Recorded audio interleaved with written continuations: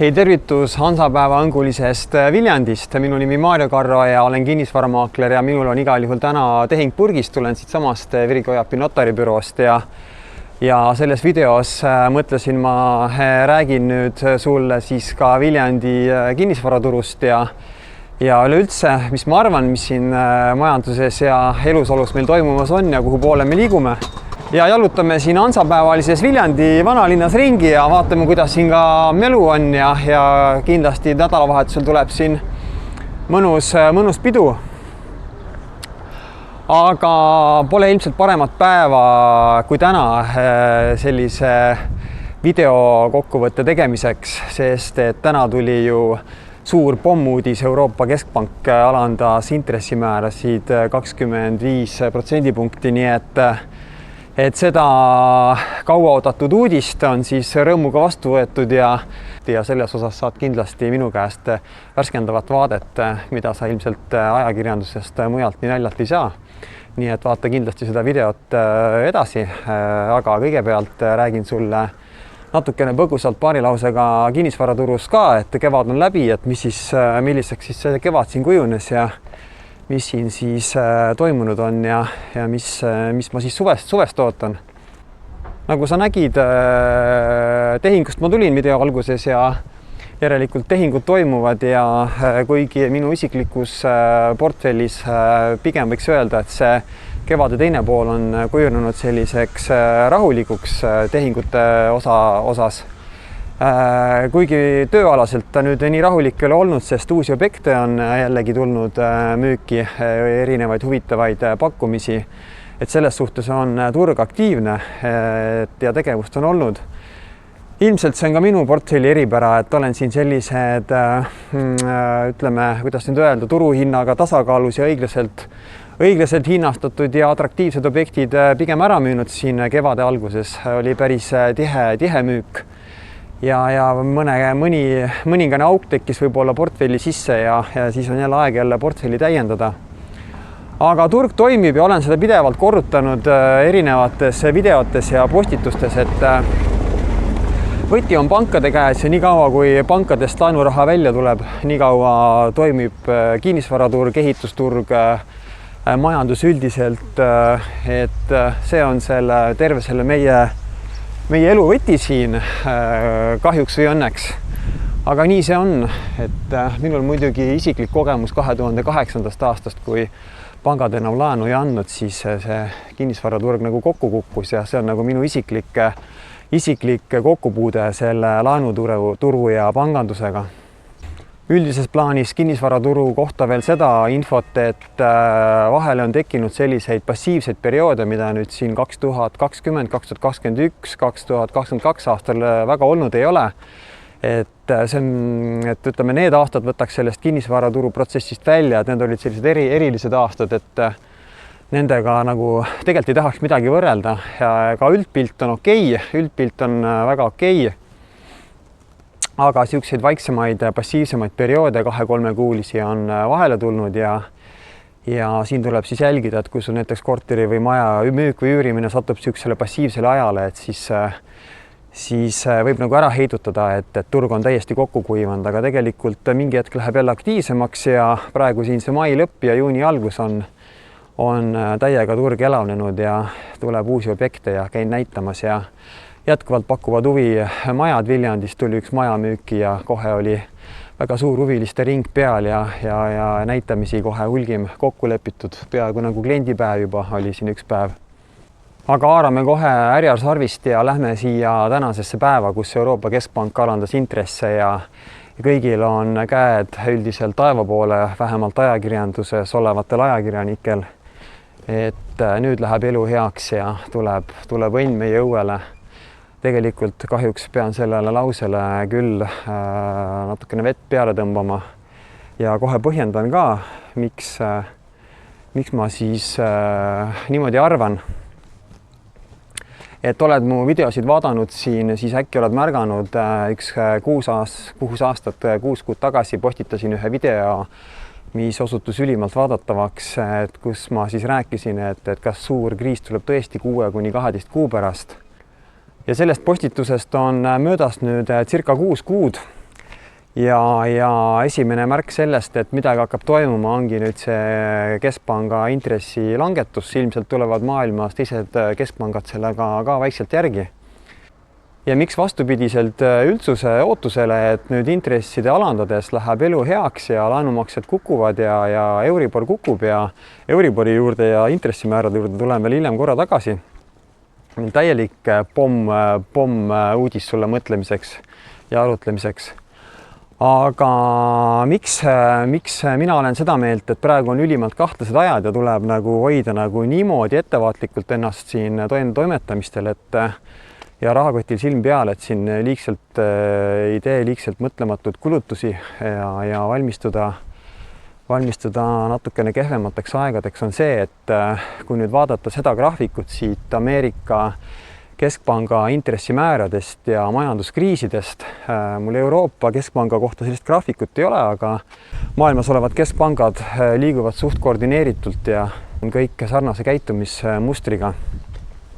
Siin, kui sellest graafikult vaadata, siis intressimäärade tõstmine on nagu selline korralik pauk sellele majandusele, tõmbab siin kõik korraks hingest kinni ja tihti on jäänud selline mulje neid graafikuid vaadates, et see on selline kahju, mis tehakse ja see kahju jõuab mõnevõrra viitega majandusse. Loodame, et nüüd heli on kuulda, siin on päris kõva tuuleke. Keerame siia nurga taha kohe. Ja kui ma nüüd vaatan siin graafikus, need hallid alad on majanduskriisid ja need on kohale jõudnud enamjaolt alati siis, kui Ameerika keskpank on otsustanud hakata intressimäärasid langetama ja siis on nagu kriis kohale jõudnud ja mina vaatan seda graafikut ja võtsin ette ja tegin pool aastat tagasi video ja et keskmine intressimäärade tõus vaatasin, peaks kuskil 6 kuud veel kestma ja peale seda peaks minema jamaks ja täna nüüd selle intressimäärade langetuse otsus tuli. Nüüd saame siit ainult edasi vaadata, mis siis toimub. Kas siin hakkavad asjad minema niimoodi, nagu siin varasematel aegadel majanduses läinud on. Käisin siin mõni aeg tagasi ühel koolitusel, kus siis majandusanalüütikud rääkisid siis Eesti majanduses toimuvast ja oli väga selline hea ja informatiivne koolitus, väga palju graafikuid, tabeleid, analüüsitud seda Eesti majandust niipidi ja naapidi ja kõik oli tegelikult väga tore ja kõik oli hästi ja majanduses oli hästi ja seal see koolituse kokkuvõte oli ka tegelikult see, et kõik on hästi, et praegu nagu pole põhjust üldse muretsemiseks ja tegelikult ju ongi hästi, kui siin ümberringi vaadata, et pole mõtet mingisugusest kriisist või asjast rääkida. Kõik näitajad olid seal head, töötus madal, ostujõud tõusnud, mida iganes. Kõik oli hästi, välja arvatud üks näitaja. Ja sellel koolitusel ei mindud Eestist väga kaugele, et puudutati Skandinaaviat, põgusalt Euroopat, rääkimata siis Ameerikast, Hiinast. Aga üks näitaja seal koolitusel siis, mis oli nüüd ülimalt halb, oli Skandinaavia ehitusturg. Ja see oli selle ehituseks Skandinaavia, Soome, Rootsi ehitusturg on kukkunud 90ndate tasemele. See oli tegelikult minu jaoks ka ikka tohutu üllatus, sest ma teadsin küll, et juttude põhjal, et see ehitusturg on seal Rootsis ja Soomes nagu kukkunud. Kuid et see kukkumine on olnud väga järsk ja väga tugev, et põhimõtteliselt seal ikka praegu peaks asi täielikult seisma. Ja kindlasti mõni sektor siin siis Eestis seoses sellega on ka päris tugevalt pihta saanud. Aga mis selle koolituse selline või sellise informatsiooni selline miinus on see, et ma küsin, et kui palju kriise sina tead, mis on saanud alguse Eestist? Ma ei tea, võib-olla tuleb sul üldse mõni kriis meelde, et meenuta, et kust see alguse sai. Viimane suur kriis oli see 2008. aasta kriis, see algus Ameerikast. Enne seda oli 2000. aasta kriis. See oli see niinimetatud internetimulli lõhkemine. Sai ka vististi, kui ma nüüd õigesti mäletan või tean, Ameerikast alguse. nii et minu arvates nagu vaadata seda ja ennustada seda tulevikku nüüd selle põhjal, kuidas Eestis hetkel olukord on, tegelikult suht mõttetu. Eestist ei sõltu mitte midagi, Eesti ei määra mitte midagi, Eesti liigub niimoodi, nagu ülejäänud maailm liigub. Ja see on ka see põhjus, miks mina nagu jälgin väga pingsalt, mis maailmas toimub, mis Ameerikas toimub, mis Hiinas toimub. Ja kui seal toimuvad mingid muutused, siis see eriti just panganduses, siis see levib praegusel ajal ülikiiresti üle maailma, sest pangad on omavahel ülimalt seotud, 10 000 pangad on kõik risti-rästi üksteisele laenu andnud fondidele, pankadele, investoritele, riikidele, eraisikutele. Selline sasipundar ja ämblikuvõrk, mis seal taga on ja mis seal sees on, ega tegelikult näha ei ole, et kõik on nagu pinna all peidus. Ja jälgingi siis pingsalt neid maailmas toimuvaid protsesse ja üks protsess, mis praegu maailmas toimub, on Ameerikasse ja nüüd on tegelikult jõudnud ka Euroopasse, on ärikinnisvara kriis. Ärikinnisvara tegelikult kukub täiega kokku praegu.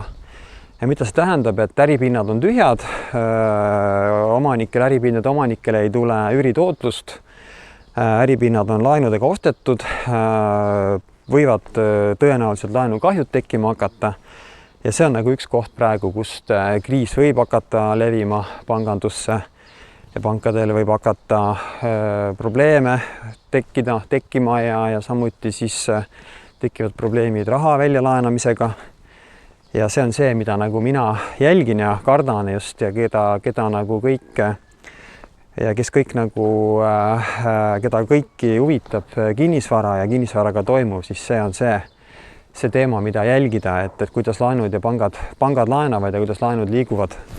Ja teine indikaator, millest ma tegin päris põhjaliku video on, ma panen need videolingid ka siia kommentaariumisse, et sa saaksid vaadata, et on intressimäärade ümberpöördumine, yield curve inversion, et need on ikkagi veel ümber pöördunud, et lühiajalised intressimäärad Ameerikas on ikkagi kõrgemad kui pikaajalised ja see on ka ajalooliselt olnud üks indikaator, mida peale pöördumist, kui see pöördumine tagasi pöördub normaalsusesse, et on jälle üks indikaator, kus on alati majanduskriisid kohale jõudnud, nii et siin on praegu kohti, kus näpp pulsil hoida ja mida jälgida, et vaatamata sellisele eufooriale, et nüüd on intressimäärad kukuvad, et läheb peoks. Ei taha küll hirmutada, aga endal on selline tunne, et pigem vaataks ettevaatlikult edasi, mis siin toimuma hakkab. Üks mõte veel, olen sattunud sellise informatsiooni peale, et oodatakse ka inflatsiooni teist ja võib-olla ka kolmandat lainet. Sellest on väga huvitav, et ajaloos on ka niimoodi olnud, et inflatsioon on üks igavene trikiga värk, et ta ei tule ja ta ei jää alati, ta võib kahaneda, võib tekkida deflatsioonilist olukorda ja siis võib see inflatsioon jälle uuesti tagasi tulla. Ja tõenäoliselt ta niimoodi võibki olla ka ja inflatsiooniga veel üks huvitav asi, mida ma ise seekord sellest inflatsioonist kogesin, et inflatsioon ei ole igas sektoris, igas tootegrupis samaaegselt, et kujutasin ka kunagi ette, et kui inflatsioon tuleb ja raha väärtus kukub, et siis kõik nagu võrdselt, et tegelikult väga vale ettekujutus. Nagu me nägime, et mõned aastad tagasi üks hetk hüppas elektri hind ülesse, siis hüppas gaasi hind ülesse, siis hüppas puidu hind, ehitusmaterjal, metallid, siis ma ei tea, mingid muud tooted nüüd vaikselt kerkivad juba või võib-olla isegi mitte nii vaikselt, järjepidevalt juba toiduainete hinnad. Et kord üks sektor, kord teine sektor ja selles suhtes on seda inflatsiooni nagu väga keeruline jälgida ja väga keeruline sellest aru saada. Teeks selline näide, et inflatsiooni kohta ja kinnisvarahindade kohta sulle mõtlemiseks. Käisin poes, ostsin arbuusi, mõtlemata selle peale, mis see arbuus maksta võiks, mõtlesin, no mis ta ikka maksab. Pole nagu seda see aasta eriti arbuusi ostnud ka ja ei süvenenud selle arbuusi hindadesse. Tahtsin ja osta ja läksin ja ostsin. Ja üllatus oli suur, kui nägin peale kaalumist siis seal arbuusi tšeki peale hinda 15 eurot. Ja ausalt öeldes pidin natukene kukalt kratsima ja kontrollima, et kas midagi valesti ei ole, et arbuus maksis 15 eurot. Mäletan, mõned aastad tagasi arbuusi kilo hind oli seal 30 senti kilo, 40 senti kilo. Ja 10-kilone arbuus oleks siis sellisel juhul maksnud seal 3-4 eurot, on ju. Et selline tore inflatsioon on siis arbuusi hindades sees.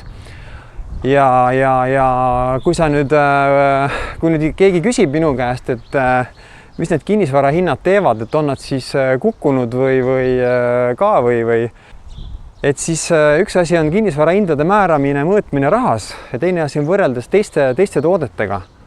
Et ei ole mitte mingit mõtet võrrelda asjade hinda, väärtust ainult rahas. Tuleb võrrelda teiste toodetega. Ma ei tea, kõik ükskõik millega, aktsiaturuga, metallidega, väärismetallidega. Ja kui nüüd võrrelda kinnisvara hinda arbuusiga, siis ütleme, et arbuusi hind on viimastel aastatel tõusnud, ütleme, et arbuusi hind on viimastel aastatel tõusnud 5 korda, siis kas kinnisvara hinnad on nii palju tõusnud viimase 3-4 aastaga? Ma arvan, et ei ole 5 korda tõusnud. Ma ei tea, puustalt tulitades pole siin võib-olla 2 kordagi tõusnud, et võib-olla on siin mingi 30% tõusnud. Ja nüüd, kui siis võrrelda kinnisvara hindu arbuusiga, siis see kinnisvara hind võrreldes arbuusi hinnaga on ikka niimoodi krahhinud, et tõeliselt põhja kukkunud. Ja kui sa nüüd võtad teisi hindu ümberringi ja üleüldist hinnataset, siis võib äkki väita, et kinnisvara hinnad praegu kukuvad kolinal. Aga kui nüüd rahas mõõdetuna rääkida kinnisvara hindadest, siis üldiselt hinnatase hoiab praegu. Ainukene asi võib olla korterid mingil määral, sellised remontivad korterid ikkagi 10%, ma arvan, on tipust alla tulnud. Puhtalt praegu panen oma tunnetuse pealt ja siin, mis ma olen siin müünud kortereid siin paar aastat tagasi ja mis mul praegu portfellis on, siis ma näen, et selle hinnaga praegu korterid ei lähe, mis paar aastat tagasi ära müüsin, et kuskil 10% võib see kukkumine olla küll. Aga inflatsioon on üks trikiga värk ja on oht deflatsiooniliseks šokiks, sest et pangalaenu mahud kukuvad, siis rahamass enam ei suurene süsteemis, vaid kuivab kokku, raha liikumine ka pidevalt aeglustub. See annab eriti ka veel loogu juurde, raha ei liigu ja raha jääb süsteemis vähemaks. Kaupu-teenuseid on ikka sama palju ja on oht deflatsiooniks, see on muidugi väga räige majanduses. Laenude teenindamine läheb raskemaks nii eraisikutel, ettevõtetel kui riikidel, seda mingi hinna eest kindlasti ei soovita, et selline olukord tekiks ja siis pahistatakse jälle ilmselt rämedalt uut raha peale ja siis tõenäoline on, et tulevad jälle uued lained, inflatsioonilained, 2. ja 3. ja kes siis teab, mis siis arbuus lõpuks maksma hakkab, 50 eurot, 500 eurot või 50 miljardit eurot.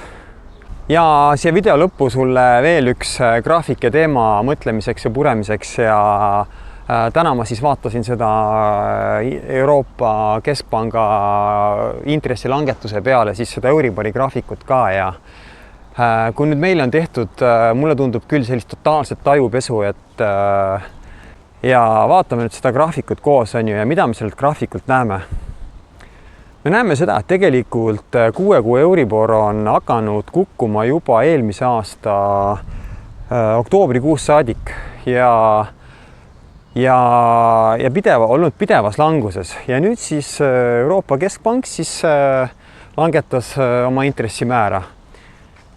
Mul tekib küsimus, et mis on põhjus, mis on tagajärg, kes mille pärast mida teeb, et kas Euroopa Keskpank langetab intressi ja siis kukub Euribor või on turul toimuvad intressid, turul olevad intressid ikkagi vabalt kujunevad ja liiguvad vastavalt majandusele ning Euroopa Keskpank teeb siin lihtsalt mingit klounaaži, mitte ainult Euroopa Keskpank, vaid muidugi kogu maailma kõikide riikide keskpangad. Ja kuna maailma võlakirjaturul, laenuturul on maailma suurim raha, rikkamad fondid, rikkamad ettevõtted, rikkamad inimesed, siis selle turu arvates intressid langevad. Miks nad langevad? Majandusolukord halveneb, pigem asi kisub, inflatsioon langeb, majandusolukord halveneb, sellepärast langevad intressid ja Euroopa Keskpank siis teiste riikide keskpangad teevad siis klounaaži ja langetavad ka seda intressi järgi. Ma ei tea, kui sa oled majandust õppinud või rahandust, siis ma ei tea, võiksid mulle kommenteerida siia või kas või privasse kirjutada, et mis värk sellega on, et me võime vabalt ette võtta ka Ameerika Keskpanga baasintressimäärade graafiku ja näiteks mingi 20-aastaste võlakirjade graafiku ja sealt näeme ka ilusti, et võlakirjades hakkavad muutused enne peale, kui siis reageerib alles keskpank. Ma ei tea, ma vaatan neid graafikuid ja kõrvutan omavahel ja mõtlen, et miks neid keskpankasid üldse vaja on, et mulle tundub, et nemad ei määra siin elus küll mitte midagi, et meid lihtsalt lollitatakse ja tehakse mingit klounaaži. Ja video kokkuvõte siis ka üldiselt olukord praegu super hästi, aga ole väga ettevaatlik tuleviku suhtes.